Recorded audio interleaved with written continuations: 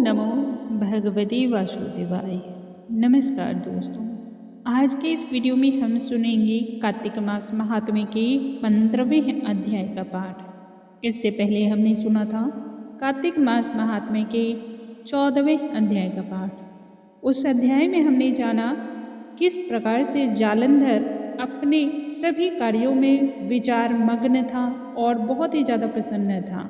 देवताओं के सारे अधिकार को छीनकर वह स्वयं ही सारे सुखों को भोग रहा था और उनके राजपाट का भी वही सुख ले रहा था। इससे देवतागण अत्यधिक नाराज थे और उन सभी ने भगवान शिव की स्तुति की। भगवान शिव ने तब उन्हें आश्वासन दिया कि वह शीघ्र ही उनकी इस परेशानी का कोई न कोई उपाय जरूर निकालेंगे।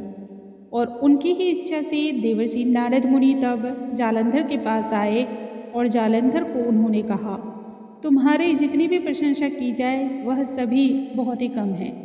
तुम त्रिलोकीपति हो और इसलिए तुम्हारे पास सभी प्रकार के रत्न भी होने जरूरी हैं।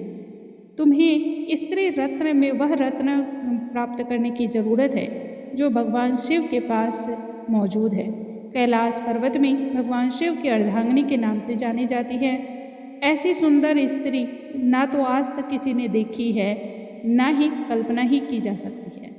अतः तुम उस स्त्री रत्न को प्राप्त कर लो तो तुम्हें सभी प्रकार के सुख प्राप्त हो जाएंगे, सभी रत्न प्राप्त हो जाएंगे। देवर्षि नारद के ऐसा कहते ही जालंधर के मन में उस पार्वती देवी को प्राप्त करने की इच्छा जागृत हो गई।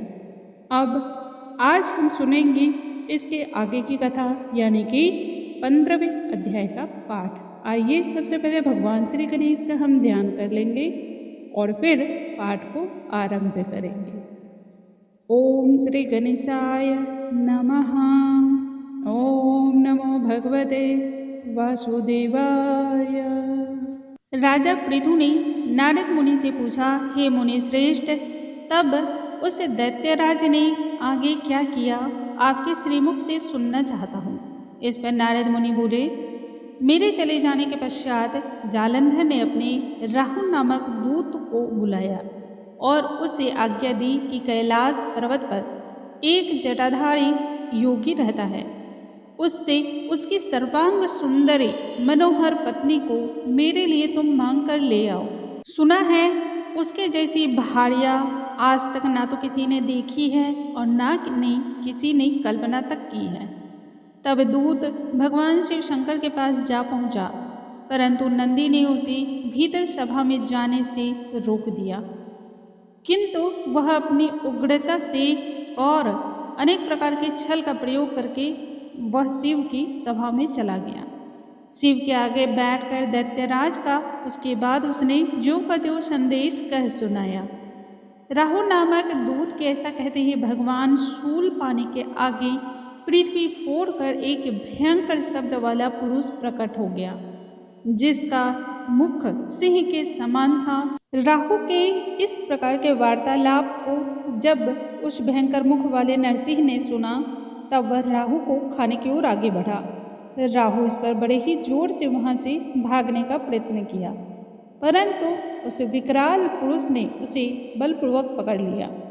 उसने भगवान की शिव की शरण ली और रक्षा मांगी। इसके साथ उसने यह भी कहा, मैं तो दूत हूँ, दूत को किसी भी प्रकार की हानि नहीं पहुँचानी चाहिए। मुझे तो ये संदेशा ही दिया गया था कि मैं आप तक इस बात को पहुँचाऊँ। इसमें मेरी कोई भी कहीं कोई गलती नहीं है, कृपया कर मुझे छोड़ दें। तब भगवान शिव की आज्ञा से राहु को छोड़ दिया गया। इस पर विकराल मुख वाले नरसिंह ने कहा, लेकिन मुझे तो बहुत ही तेज भूख लगी है, मुझे शीघ्र ही कुछ खाने के लिए चाहिए, मैं क्या खाऊं? तब भगवान शिव ने कहा, यदि तुझे बहुत ही तेज भूख लगी है तो शीघ्र ही अपने हाथ और पैरों के मांस का ही भक्षण कर ले।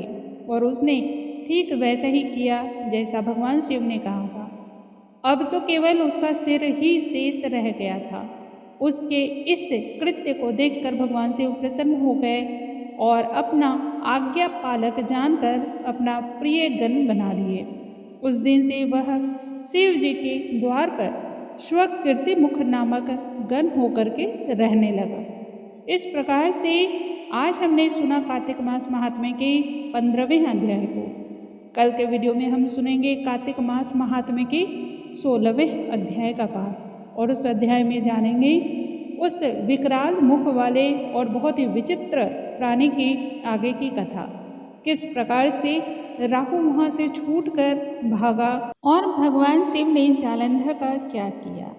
तब तक के लिए नमस्कार दोस्तों, आप सभी एंजॉय करें कार्तिक मास की यह उत्तम कथा जो कानों में अमृत रस को घोलने वाली है।